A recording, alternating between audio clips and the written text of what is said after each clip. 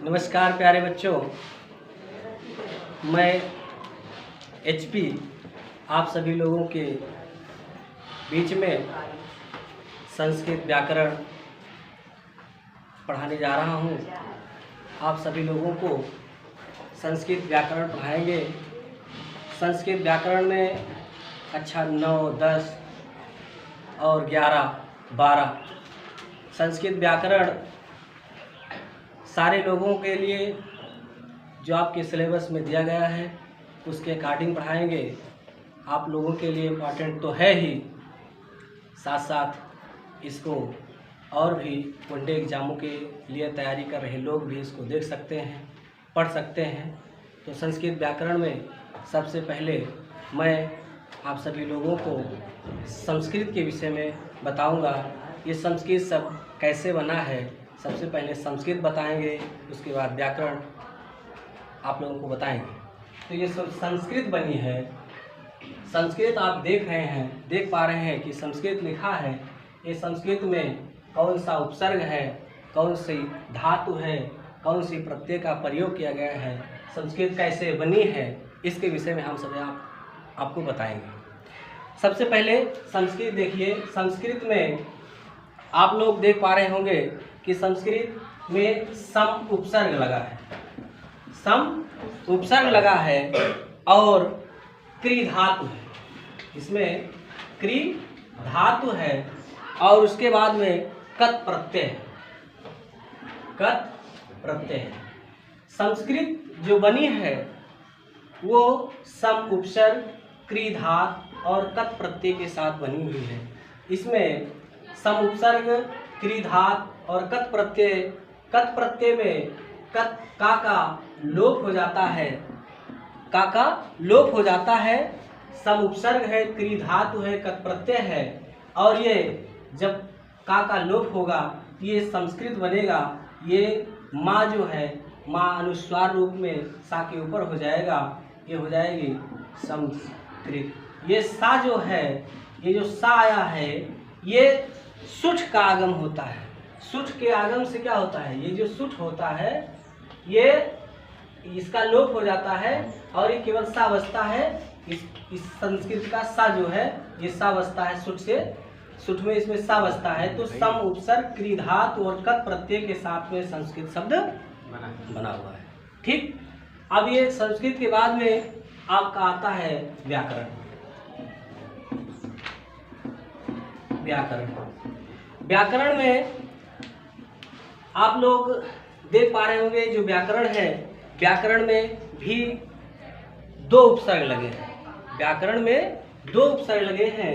पहला है वी उपसर्ग है, पहला है वी उपसर्ग, इसके साथ साथ आंग उपसर्ग है। कौन सा है? आंग उपसर्ग। ठीक। वी आंग उपसर्ग है और उसके बाद में क्री धातु है और उसके बाद में लिप्ट प्रत्यय है। कौन सा? लिप्ट प्रत्यय। समझ पा रहे हैं? आप लोग ध्यान से देखिएगा, समझिएगा कि बी उपसर्ग, ये दो उपसर्ग है, बी और आंग उपसर्ग। ठीक। बी और आंग उपसर्ग है, क्री धातु है और लिप्ट प्रत्यय है। ठीक। आप देख पा रहे होंगे कि क्री धातु, ये लिप्ट प्रत्यय जो है, लिप्ट प्रत्यय में इसका जो टा है, ध्यान दीजिए, इसमें क्या होता है कि ला का लोप हो जाता है और टा का लोप हो जाता है। इसका ला का लोप हो जाता है और टा का लोप हो जाता है। ठीक है। तो बचता है यू और यू से किसका आदेश होता है? अन आदेश होता है। किसका आदेश होता है? अन आदेश होता है। ध्यान से आप लोग समझिएगा इसको कि जो लिप्ट प्रत्यय है, लिप्ट प्रत्यय में ला का और टा का लोप होने के बाद में इसमें अन बचता है। क्या आदेश होता है?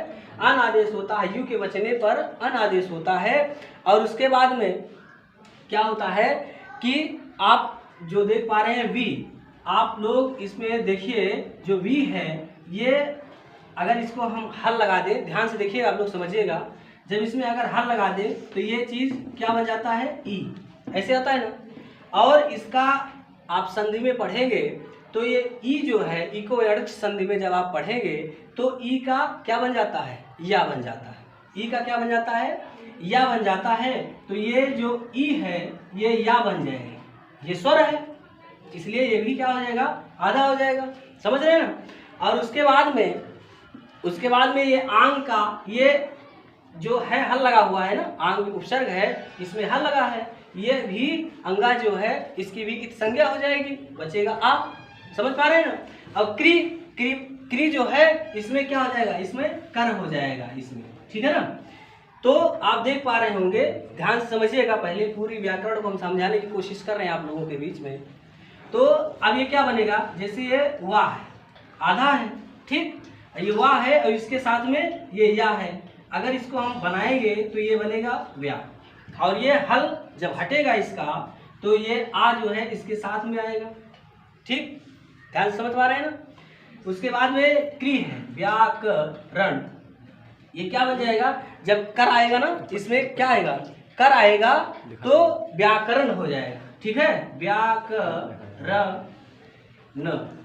व्याकरण, ठीक है ना। अब ध्यान दीजिए, जब क्या है, जब ध्यान दीजिए, आवाज मत करिए आप लोग, ध्यान से देखिए, कह रहा है व्याकरण जो है ये अगर रा के बाद में ना आता है, क्या आता है, ना। तो आप लोगों ने देखा कि इसमें हमने आपको बताया क्या, यहाँ समझेंगे, इसमें जो वाह है, वाह में जब हल लगाएंगे तो ये ई की जो ई है बाहर आएगी, और इसी ई का क्या बनेगा, या बनेगा। और इधर आंग था, आंग उपसर्ग है, आंग उपसर्ग का अंगा जो है ये इत संज्ञक हो जाएगा, इसका आ बचेगा।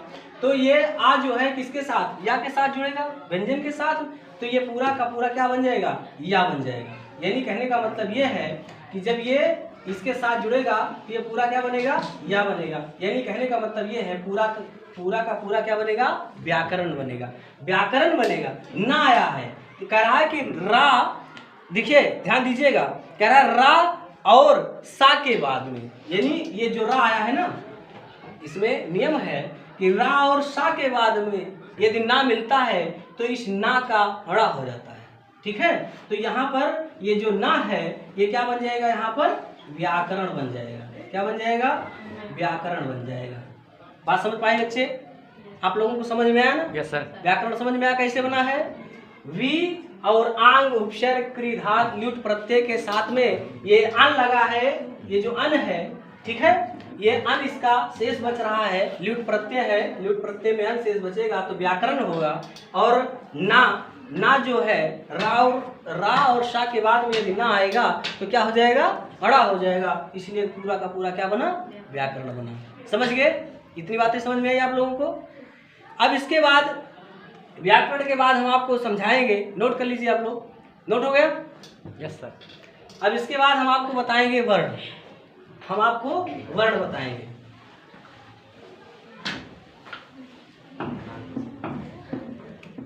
बात आती है वर्ण की।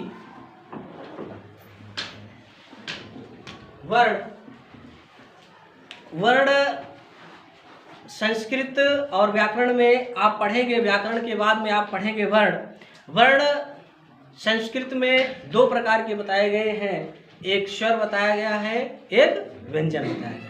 एक स्वर बताया गया है और दूसरा व्यंजन बताया गया है। तो स्वर वर्ण दो प्रकार के होते हैं, एक होता है स्वर और दूसरा होता है व्यंजन, ठीक। संस्कृत में स्वर को अच बोलते हैं, क्या बोलते हैं, अच बोलते हैं। संस्कृत में स्वर को अच बोलते हैं और व्यंजन को क्या बोलते हैं, हल बोलते हैं। बात समझ पा रहे हैं। संस्कृत में स्वर को अच बोलते हैं और व्यंजन को हल बोलते हैं।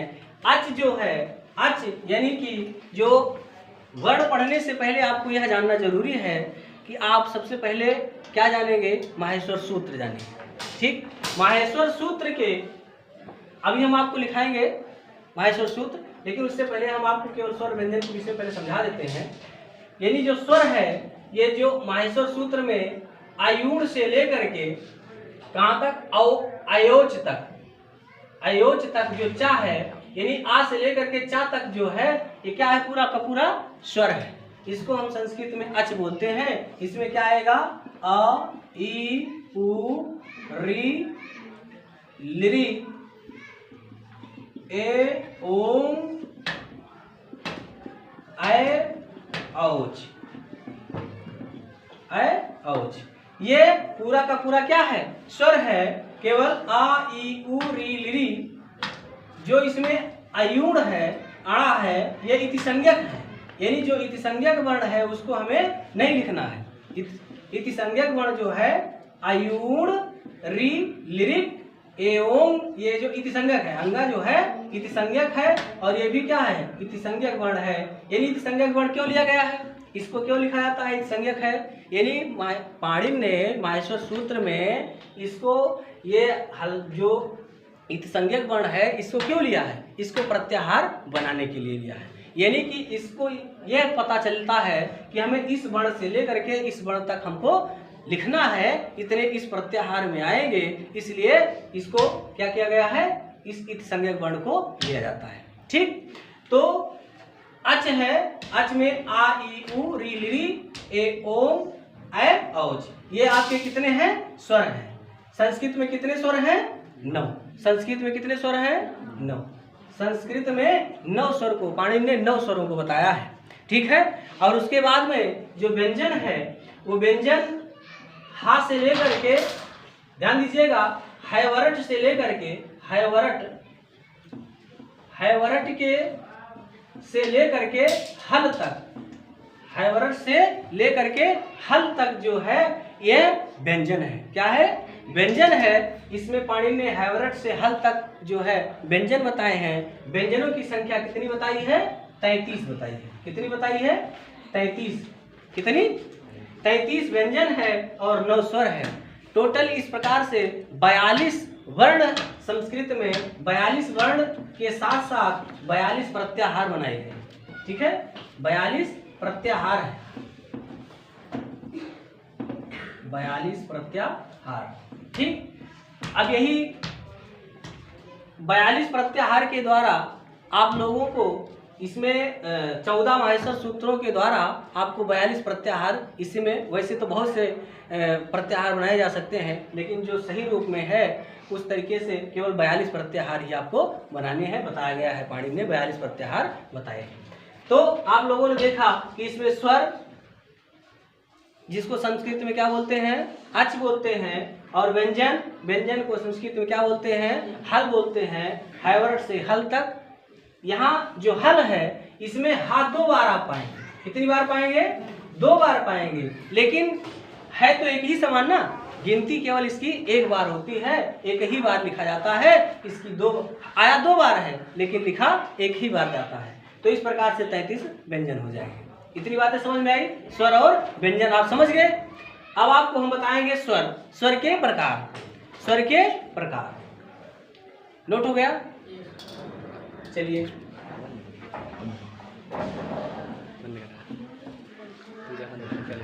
अब देखेंगे स्वर के प्रकार।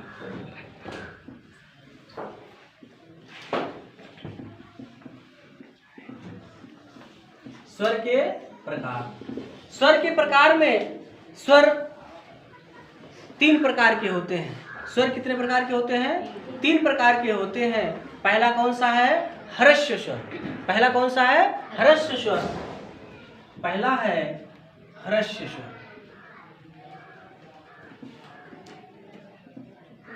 ह्रस्व स्वर, इसकी परिभाषा क्या है? इसकी परिभाषा है जिन वर्णों के उच्चारण में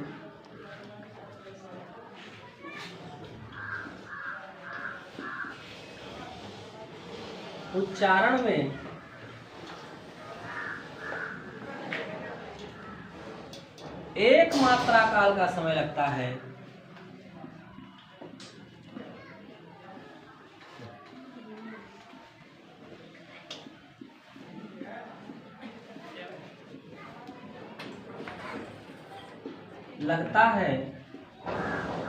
उसे ह्रस्व स्वर कहते हैं। उसे ह्रस्व स्वर कहते हैं। इसमें ह्रस्व स्वर में आएगा क्या? आ, ई, उ, री, लिरी। इसमें ह्रस्व स्वर में अ ई उ री लिरी। ह्रस्व स्वर आपका ये हो जाएगा। इसके बाद दूसरा है दीर्घ स्वर। दूसरा क्या है? दीर्घ स्वर। दीर्घ स्वर में दीर्घ स्वर की परिभाषा जिन वर्णों के उच्चारण में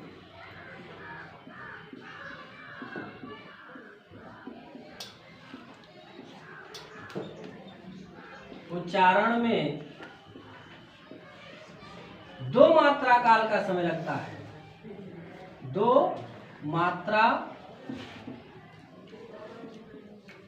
काल का समय लगता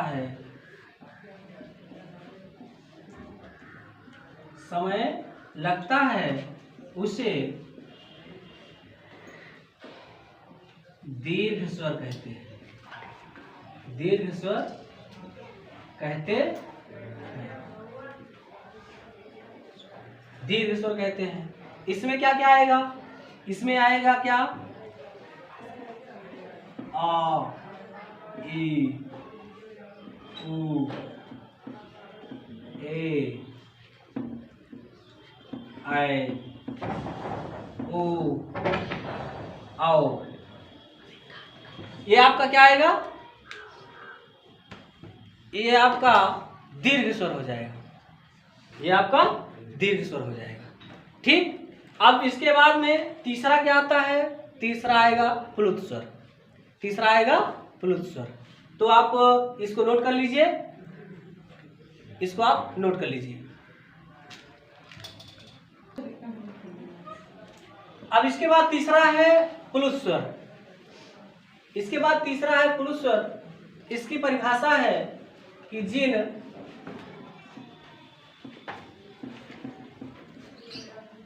वर्णों के उच्चारण में